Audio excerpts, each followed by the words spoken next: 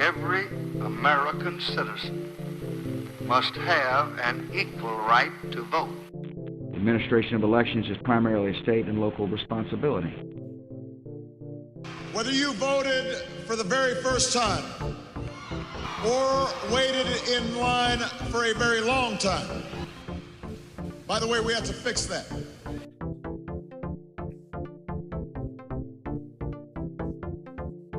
Welcome to High Turnout, Wide Margins. This is Brianna Lennon. I'm the county clerk for Boone County, Missouri, and with me is my co-host, Eric Fay, Director of Elections in St. Louis County.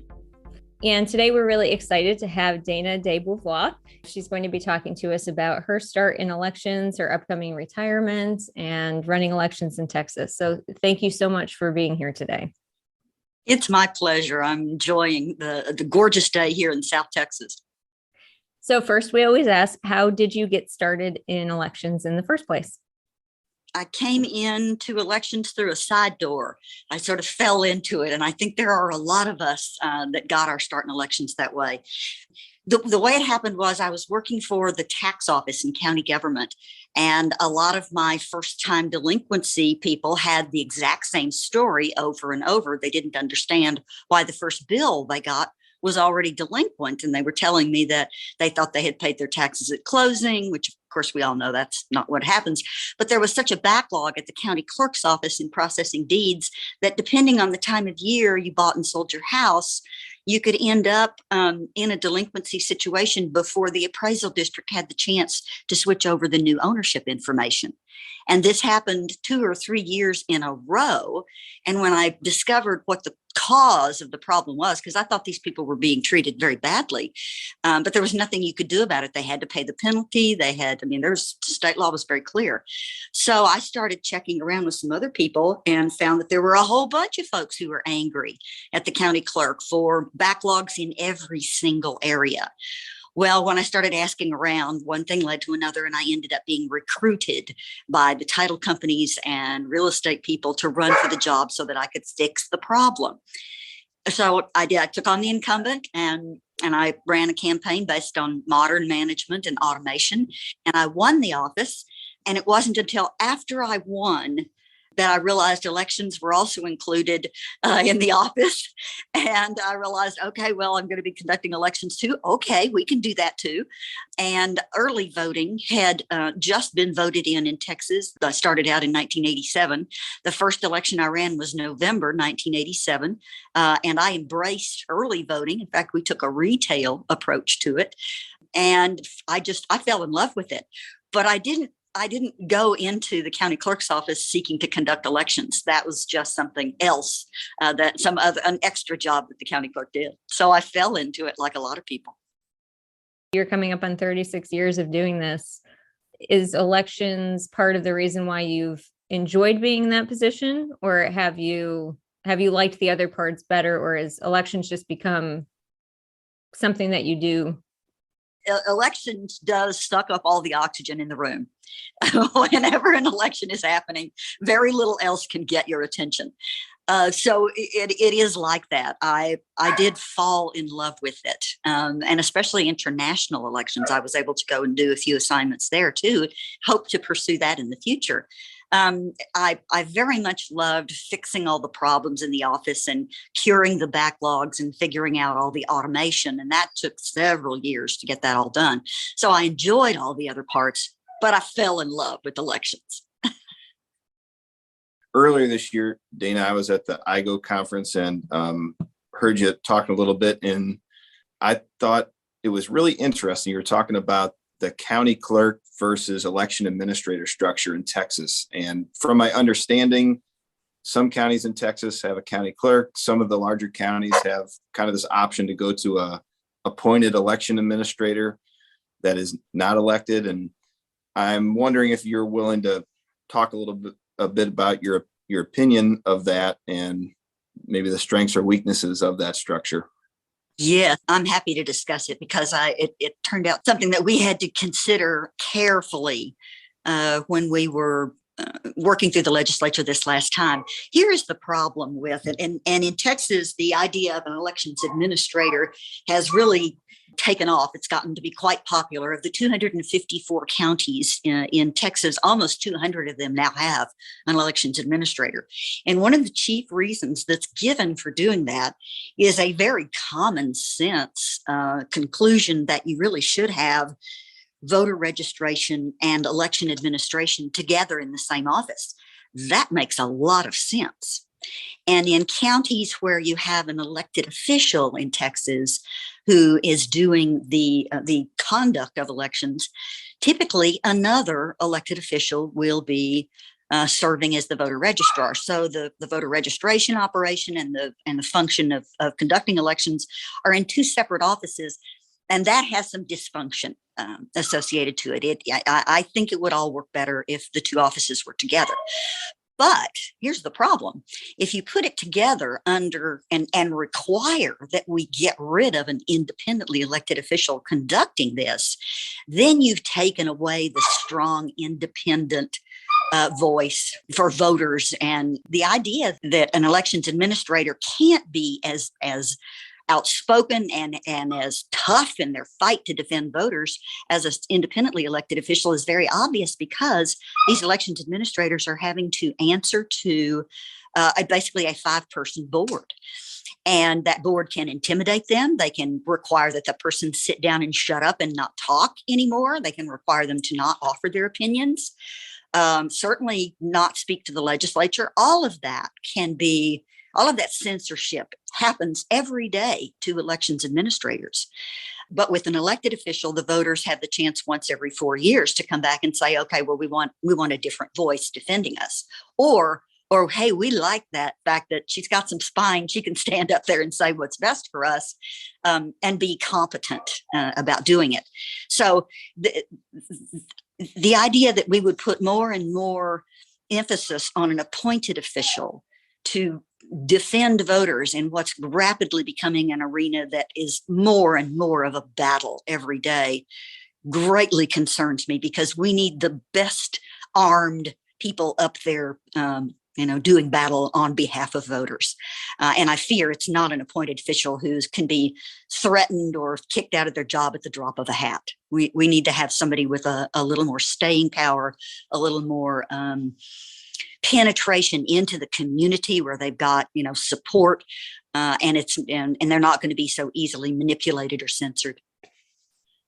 We Brianna and I have the same division, for lack of a better term. Here I'm appointed, she's elected, and so I certainly understand where you're coming from. I never want to be elected. I wouldn't have this job if I had to be elected, but I also agree with you that I do lack the same independence that somebody like Brianna has, and maybe there's a way we could build more autonomy into appointed administrators, but I don't know. That's probably for another podcast. So, well, do another podcast on that, because I think with the idea that a lot of citizens think, oh, sure, putting the two together is great, and the only model that they've ever been shown is an appointed model, makes them think that that's the best idea, and it may not be. And if we could improve the appointed model, maybe that's an easier way to correct the problem. I think your story, Dana, when you were first elected, you didn't even realize elections were part of the county clerk's duties. And I think that speaks mostly to how much the profile of election administration has changed. I mean, when you started, it was kind of an afterthought for, I think, most people. And now it is such at the forefront of public discussion and public debate, especially in the state of Texas. And so I wonder, with that in mind, in your opinion, what have been the biggest, changes in election administration in your tenure? You're right. When I very first became county clerk and started conducting elections, I think most people didn't even give a second thought. They just thought that ballots magically showed up in the polling places on election day, and they magically got counted that night, and everybody went about their business. And it wasn't until Bush v. Gore, until that election, that was at 2000, that suddenly everybody in the United States woke up and realized, oh, there's a whole lot more to elections than just this presumption on our parts about, we're going to get results at the 10 o'clock news. So I did watch along with everybody else while suddenly sort of the whole United States woke up. It was at that point the Bush v. Gore election, and it's 36 days that it took to confirm the winner of that election, that elections was changed forever. And from that moment on, the obscurity of it, and there are only a few people who really understand what's going on behind the scenes, that world completely changed. And it set us on the path where we are today. The big difference between 2000 and today, though, is social media.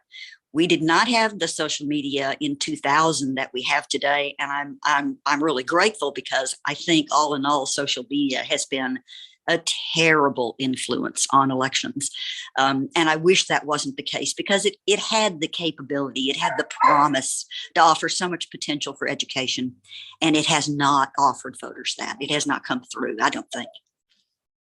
In fixing some of the automation and things like that, I assume, and correct me if I'm wrong, that maybe one of the reasons why you didn't hear about elections as much were because before you ran for office, like, it wasn't really something that people were complaining about. Like, there weren't necessarily public issues about it, or, people being affected by things in the same way that having to pay delinquent notices on taxes impacts people and makes them very angry.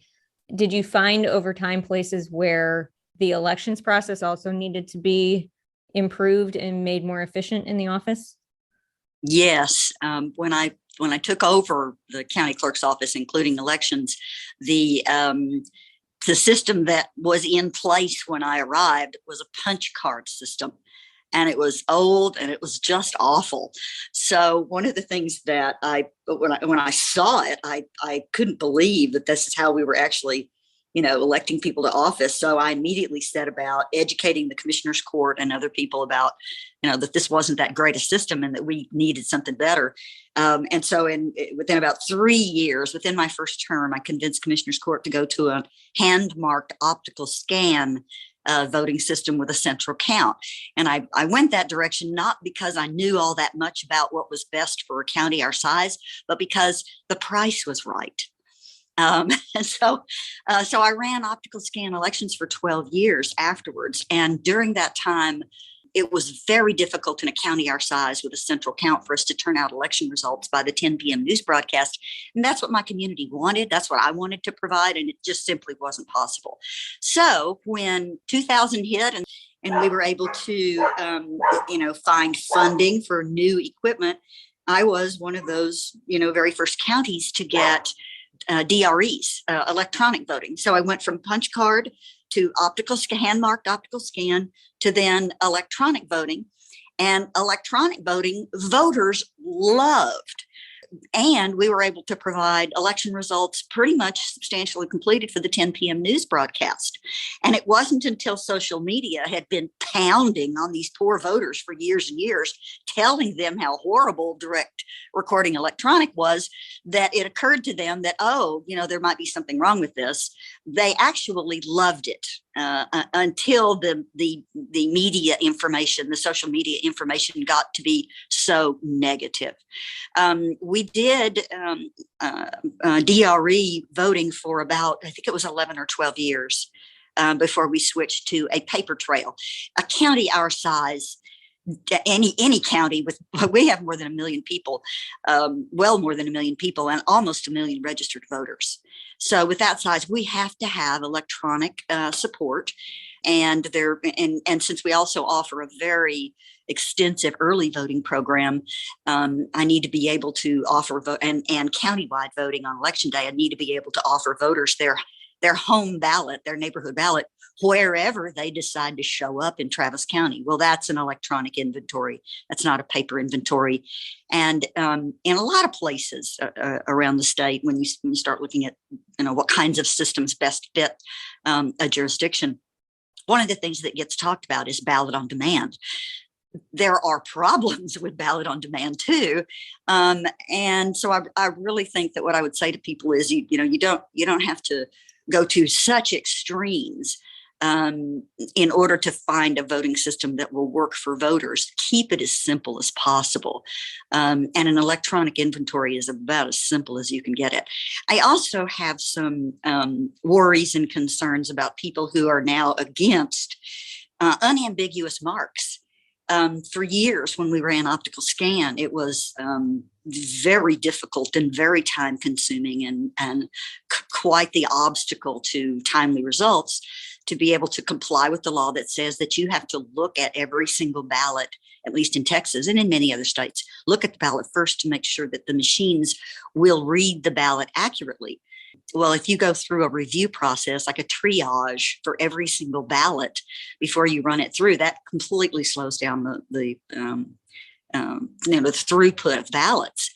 So, having unambiguous marks is most definitely a benefit to voters, and I'm disturbed and concerned that there are a group of people out there who are telling people that hand scribbled is by far the most accurate, when even on its face, we all know that not to be true. I think that's a great segue into asking you about Star Vote, if you don't mind talking about it, because the first time I had ever heard of you was a presentation you were doing about Star Vote at a conference. Yeah. And to me, as a new election administrator, I thought that was awesome. Just the concept that an election administrator was trying to develop the best system for their voters, somewhat independent at least, of kind of this very small restricted market on voting equipment. So I'm hopeful that you might talk to us about Star Vote, what it was, why you went through that process, and what you learned from it. Right. Well, I love talking about Star Vote because it took up many years of my life, but it ultimately was such a success story. It offended me and a bunch of other people that when it came time to try to develop a voting system that actually answered some of the questions and the problems that administrators have, and tried to satisfy some of the concerns about security and safety, that nobody had come up with any ideas. There was just all a bunch of rock throwing. Lots of people were willing to criticize, and certainly personally criticize some of us who are elections administrators trying to do the job. And they had absolutely nothing to offer, in terms of any kind of a solution. So it's hard to have respect for somebody who's just, tearing down, and they have nothing to, in terms of a way to build back up or to offer something for voters. So I challenged them. I called them out on it. And I said, look, I'm tired of you beating up on everybody when you have nothing to offer yourself. And so I pulled together a group of some computer security people, some computer scientists who thought like me that if we have all these problems with electronic voting, then let's fix the problem. Let's just don't pound on voters and tell them that what they have is no good. So that's what got us together, and we worked for years to come up with a system that was basically good for voters, but that could be easily checked and audited. And that's probably the best strength. The most important point about Star Vote is that it was designed to be written in open source language, and it was designed to be audited by outside third parties. So it had end-to-end verification built into it. And that really is what I hope the gold standard will be for the future. Because if there's one thing I think it's maybe occurred to us about these audits, is that, anybody can make up their own audit and then claim that it, did what they say it did. And that's not helpful to our environment. I give you the Arizona example. But if we had a standard audit that looked at the comparison of the paper record to the electronic record, so that you were comparing what the voter looked at last before it was counted, and then after it was counted, you went back and compared it again, and your favorite third party the League of Women Voters or the NRA or whoever you wanted to pick conducted the audit for you, you are going to be more likely to believe who conducts the audit in a standard format than you are likely to believe what the audit is. So I think the impetus for audits for the future is going to be on anybody being able to walk in and conduct the audit independently. I really think that's where we're headed for the future. Voters are, a little too savvy now to, anybody can concoct their own audit. And we're going to have to be very mindful in the future that we need to have audits with clear standards and clear goals that we're trying to achieve so that it becomes exercise in testing the actual counting of the ballots and the actual, tallying of the figures, and not an exercise in scaring voters or in trying to sell some political platform.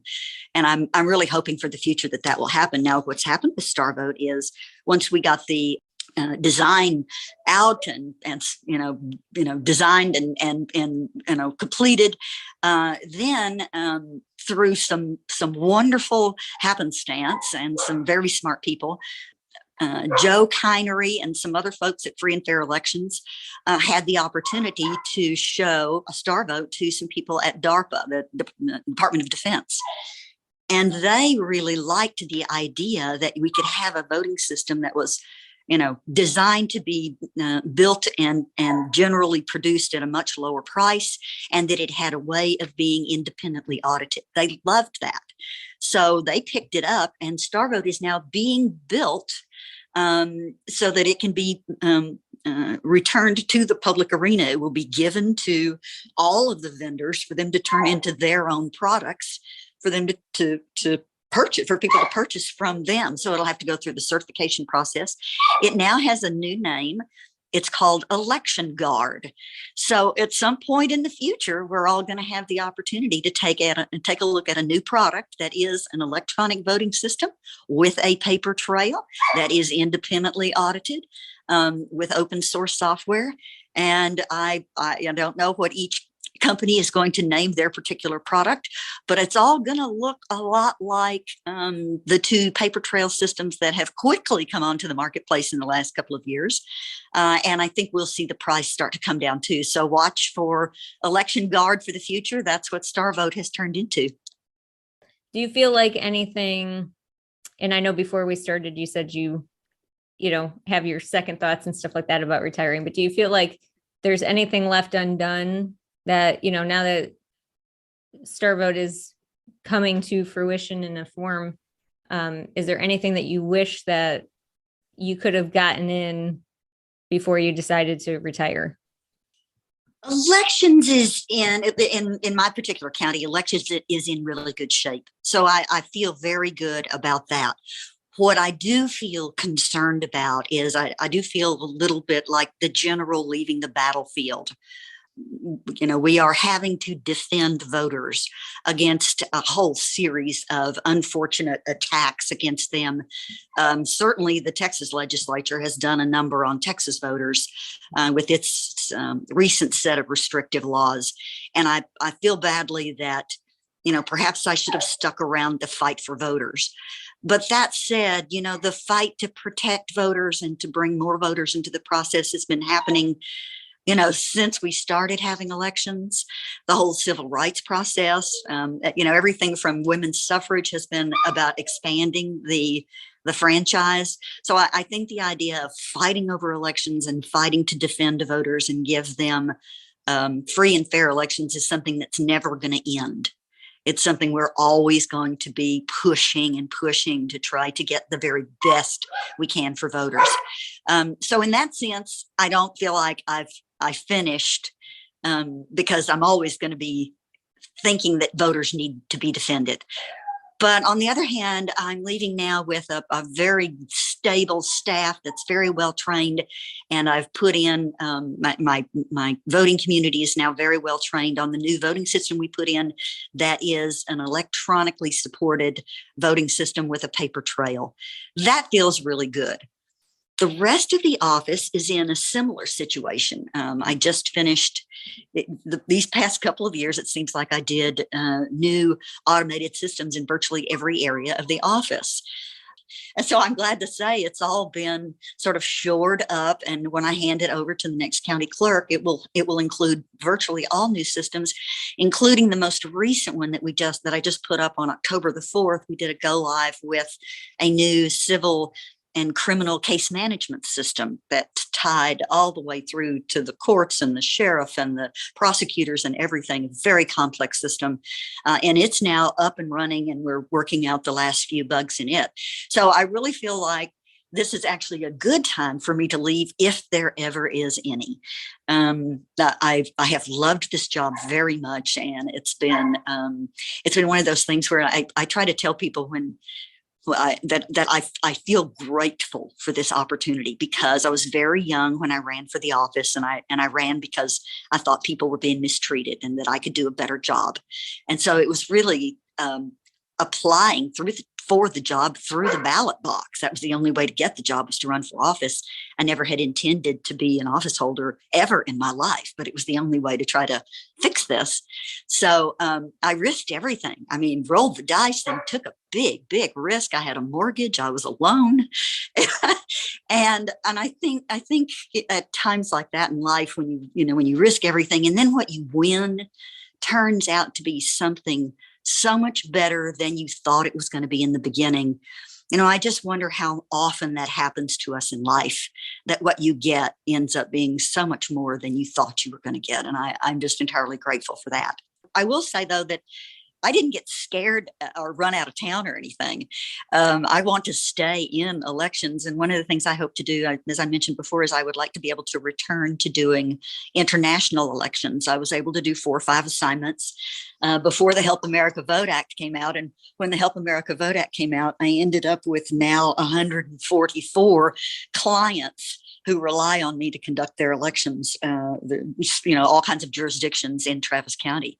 That was too much work for me to be able to take off and go do an international election assignment. All right, everyone, that was another episode of High Turnout, Wide Margins. Big thanks to Dana DeBeauvoir from Travis County, Texas, for being our guest. We hope you enjoyed it. We hope you listen next time to High Turnout, Wide Margins.